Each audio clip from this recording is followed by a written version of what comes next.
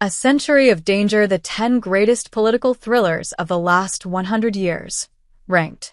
While real-world politics seem increasingly erratic and detached from the issues facing everyday people just trying to make a living, there's always comfort to be found in the movies, specifically those that take politics and ratchet the tension up to 11. Political thrillers, whether fictional or historical, mine the political landscape for high-stakes suspense and intrigue, featuring characters who fall all along the political or moral spectrum. Spies, journalists, corrupt politicians, and all sorts of revolutionaries feature in some of the best political thrillers that have been released in the last century. With 100 years of real-life events, such as the Cold War, Watergate, and post-9/11 paranoia to pull from, these political thrillers all touch a nerve and are firmly established among the best ever made. Of all the many thrillers made against the backdrop of political unrest in the preceding century, these 10 are the best. The Hunt for Red October, 1990. Based on the novel by Tom Clancy and set during the Cold War era, The Hunt for Red October introduced the character of Jack Ryan to audiences. Played for the first and only time by Alec Baldwin, Ryan finds himself amidst tensions between the U.S. and the Soviet Union escalating after a Russian submarine captain, played by Sean Connery, goes rogue. Deeply entrenched in the politics of the Cold War, which had only started to come to an end mere months before the film's release, the film finds its tension in boardroom discussions and multiple scenes of submarine standoffs. The Hunt for Red October was the third film in a row for John McTiernan to become a certified action classic, following Predator and Die Hard, and it features the same level of economical storytelling and character-driven action that made both those previous films so effective. The palpable claustrophobia in the submarine sets has never been bettered in any subsequent film, though Crimson Tide comes close. The casting is perfection, particularly Baldwin, who is still the best screen rendition of Ryan, with all apologies to Harrison Ford, Ben Affleck, Chris Pine, and John Krasinski. JFK, 1991. Conspiracy theories, while now occupying some of the most inane and toxic sections of the internet, make for undeniable entertainment, and there are few historical events that have inspired as great a number of them as the assassination of John F. Kennedy. Everyone, from the mob to the CIA, has been implicated by those who considered tinfoil as proper headwear, and director Oliver Stone leaves no wild avenue unexplored in his epic, visually dazzling thriller JFK. Kevin Costner plays Jim Garrison, the real-life attorney who investigated the assassination and who was the prime source for the film. While many historians and analysts have essentially discredited Garrison's theories and the film itself, that doesn't make it any less of a thoroughly engrossing piece of political claptrap. JFK marked the beginning of Stone's most experimental period, combining a dozen different kinds of film stock and aspect ratios to portray different time periods and to accurately recreate the notorious Zapruder film that captured the fatal shot that killed Kennedy. Just like real politics, JFK shouldn't be taken too seriously and is best treated with a healthy amount of skepticism.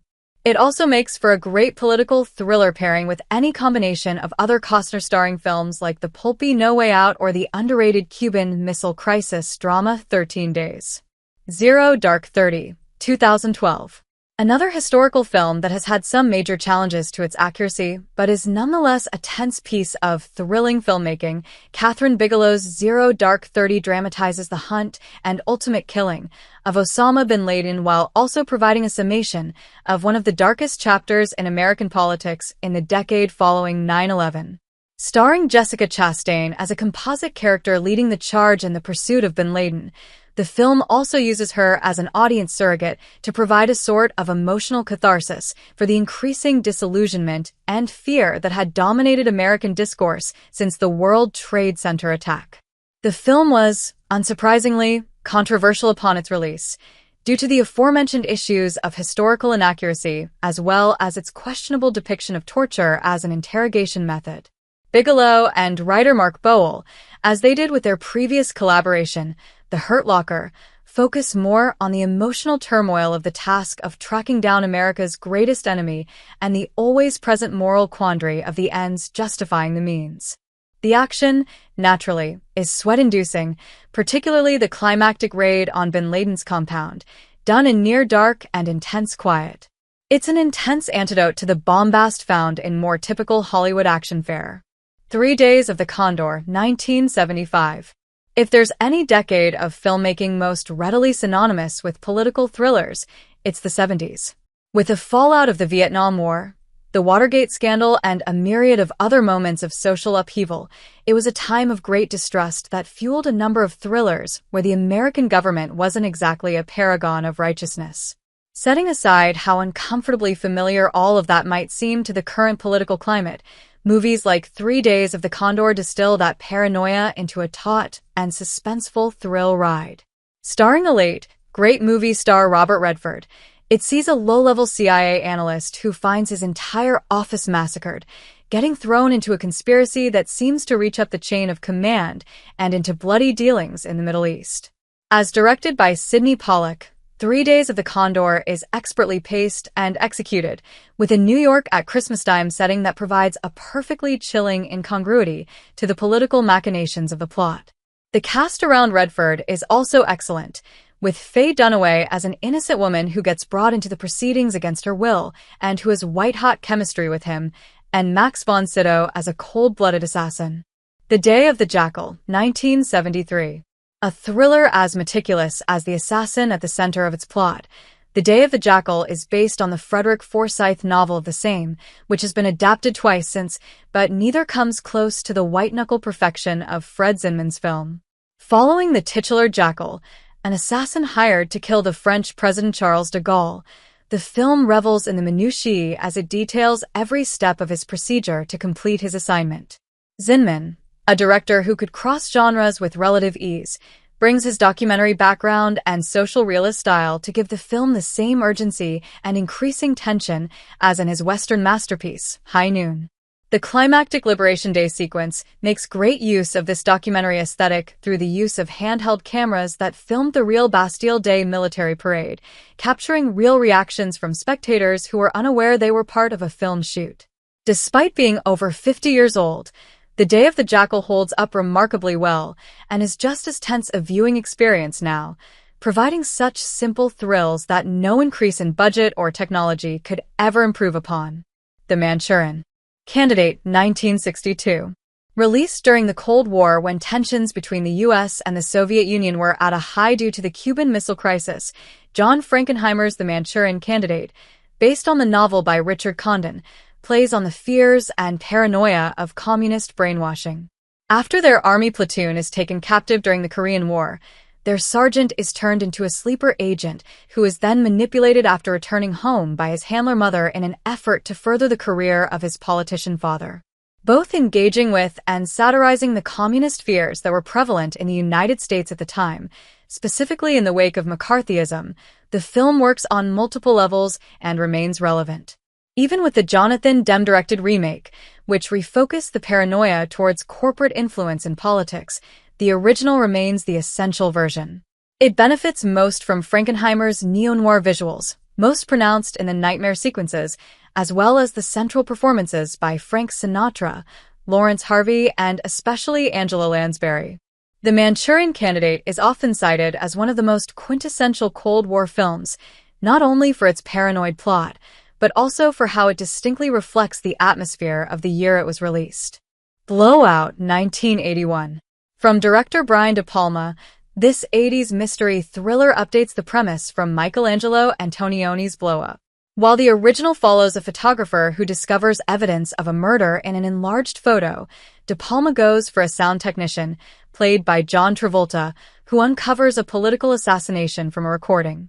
Naturally, he becomes ensnared in a tangled web of a conspiracy that also connects him with a sex worker played by Nancy Allen. Set in Philadelphia over the 4th of July weekend, and with De Palma's typically Hitchcockian-inspired visuals, the film is a dark and piercing view of America's underbelly. Though the film was given high notices by several prominent critics, it was not a box office success. It has since gotten a major resurgence as a cult classic, thanks to several filmmakers, such as Quentin Tarantino, listing it as their favorite of De Palma's.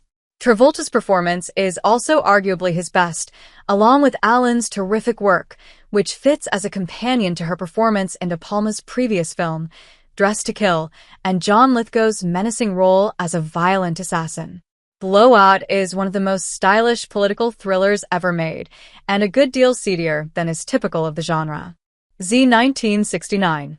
Inspired by the real-life murder of a Greek politician and the Greek military junta that was in power during the film's production, Costa Gavras Z is an urgent political thriller with an anti-fascist message that, while highly specific to its setting and time period, is also more relevant than ever.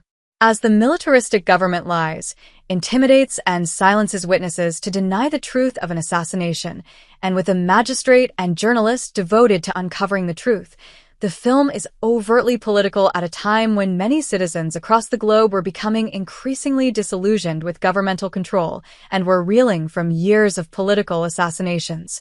The film is shot in a cinema verite style, and its kinetic editing keeps the viewer constantly on edge as it barrels towards its bleak ending, where fascism ultimately prevails over the progressives. It's a depressing ending that feels all too real in the ways it reflects history and presaged future events. The best political thrillers often serve as a warning alarm to the masses who watch them to be wary of fictional or historical events repeating in real life, and in this post-truth political landscape, Z should be studied closely. The Conversation, 1974. In any other year, in any other career, The Conversation would be considered a filmmaker's undisputed masterpiece, but for the iconic Francis Ford Coppola, it was slightly overshadowed by The Godfather Part 2, which was released the same year. While that epic is undeniable, The Conversation is not to be overlooked, as it is one of the most tense and paranoid political thrillers ever made. It stars Gene Hackman, in one of his most subdued roles, as surveillance expert Harry Cole, whose most recent assignment has him convinced that a murder is imminent. Though the film was written years prior and made while revelations were still forthcoming, its parallels to the spying techniques revealed during the Watergate scandal made it incredibly relevant to audiences in 1974. The technology used may look primitive to today's, but the pervasive presence of surveillance in daily American lives is certainly reflected in the film's pessimistic ending, where Harry sits alone in his apartment, unsure if he is being watched at that very moment, but resigned nonetheless. The Conversation is a masterpiece on every level that is often overlooked by the fact that it's sandwiched between two of the all-time best movies in American cinema, but it is every bit the accomplished a masterwork as those films are. All the President's Men, 1976. While The Conversation is only coincidentally related to Watergate, All the President's Men is directly engaged with it, chronicling the investigative work of journalists Bob Woodward and Carl Bernstein, played by Robert Redford and Dustin Hoffman, respectively, as they break the story for The Washington Post. The divide between that paper's hard-nosed journalistic ethics as portrayed in the film and its current form, under the ownership of Jeff Bezos, is incredibly stark and serves all the more as a reminder of the importance of a free and independent press. Detailing the investigation with minimal Hollywood embellishment, the film is a masterpiece of slow-burn tension and is the best of director Alan J. Pakula's Paranoia trilogy, which also includes The Parallax View and Clute.